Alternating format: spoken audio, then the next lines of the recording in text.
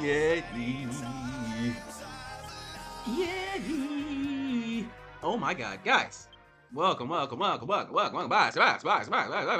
It's another day, another quest, another dragon in your lair. And I'm here to scare, to dare, and maybe even to stare at a couple of questers, a couple of festers, a couple of things to get that sovereign under control. Because we're doing the Somber quest today. We're doing a little bit of side questing. In this series, I will be going through all of the Alliance battle quests. We started with the Monster Masher, and now we're rocking through on the Sovereigns. We did the first one last episode, and now here we're just gonna run through a bunch of the quests in a row. I've recorded a lot, so this is all post commentary.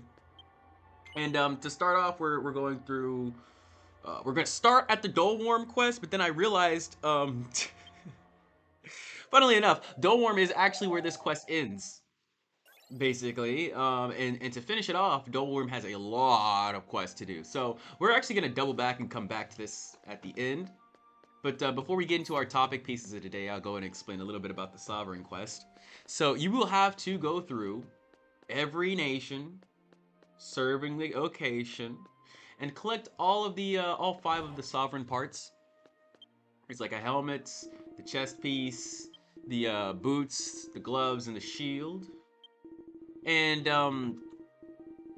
essentially you use that to get into the Sovereign Temple, but how we collect those is basically by calling onto the ancestors and getting transported into a version of the Magic Maze. So actually in these parts we're going to be doing quite a few dungeons, quite a few end bosses, okay? So I'm not really going to be using my pirate class a lot. I'm mostly going to be using a grinding class, but I'm going to be using the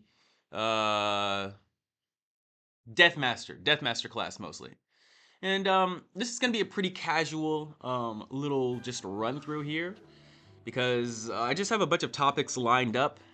And like I said, I recorded a bunch of footage ahead of time. There's about 4 hours because this quest is a little bit long to complete all in all. So you got about 4 hours of footage, and I suppose I'm just going to split this up in whatever way feels comfortable as I run through all of these topics that I would care to talk about, okay? So this is going to be slight walkthrough vibes, but all in all, we're just chilling. We're just ranting on about how weird and horrible the world is and how I am going to work to change it. So, if you're not interested in that, there's always the mute button. You know, I love this footage, so I understand if you're here just because you want to look at the cool Chrono cosplays, just because you want the cool shorts and mashups. I get it. I understand. You know, go ahead, mute the video, go play some music in the background, do whatever you need to. But that's what we're doing here. So the general objective is, these quests are mostly just go kill one thing quest, and then you go to the one place, maybe watch a cutscene or so, and then you do the dungeon, and then you're done. So nothing too complex, but the story around this basically just revolves around finding out more about our ancestors and recovering the Sovereign. So first of all, what I would like to talk about, which kind of relates to the Sovereign thing and recovering of our ancestors, sort of like what they had left for us, and that's detachment. Because a lot of things in life will make a lot more sense if we just don't care as much. Sadly, I know this sounds terrible. This sounds terrible to me, at least, you know? It's kind of like the red pill philosophies that are constantly pushed onto us.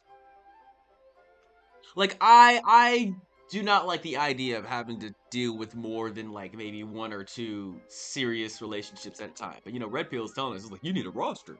You need 8 million girls on the line, ready to jump at a moment's will, and they all have to be fighting over you, like rabid animals. I'm like, gee, that does not sound healthy. That does not sound healthy.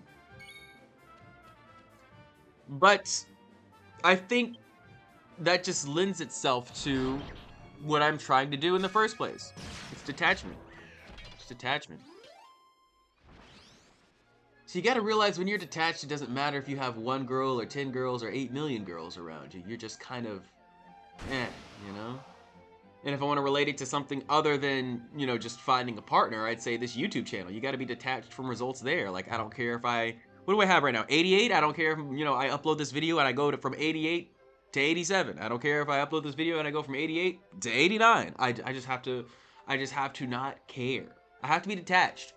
Because you got to realize if it's really there for you, if these objectives you are trying to meet are there for you, they will be there for you, no matter what version of you gets there. Because one version of you, it ain't gonna make it. It ain't gonna make it where you need to be. But then another version of you will authentically get there. It'll propel you forward. Prepare you forward. You just have to choose which version of you to adhere to.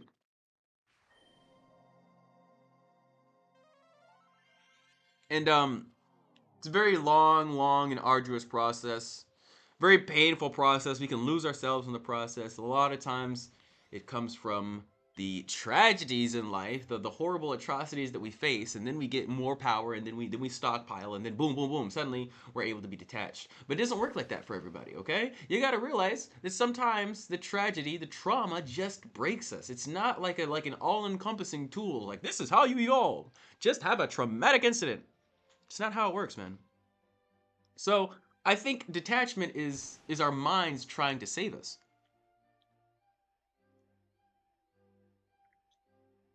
Because I don't know about you, but whenever I'm disappointed, sometimes the disappointment isn't even a bad thing. Sometimes the bad thing is like, man, I spent all this time wondering and hoping, and I feel like that time was wasted. It's not even the stock disappointment that I immediately feel. It's the regret from thinking, from being in that comfort, So I've said this before. I think I said this on the fishing episode. I am still very fearful of my audience, and I don't think that's a good thing, but I also don't think that's a bad thing. Because the fear keeps the detachment under control. If I was really detached, I could just throw anything out there. I don't give a fuck about this goddamn channel. I'm so detached.